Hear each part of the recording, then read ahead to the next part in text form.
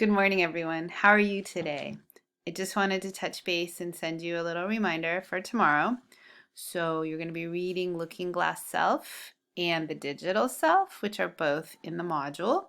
So, yeah, we're going to do that. But before we do that, we're going to have that assessment or it's like institutional survey thing. I'm not really 100% sure what it's about, but it's good for the school, I guess. And so you need to be on time and participate in, I'm sure it's like some sort of Scantron bubble thing that you can just answer. And then we'll get going on content. I'm really excited. I love Looking Glass Self. I don't know why. I just love it. It so makes sense. And yeah.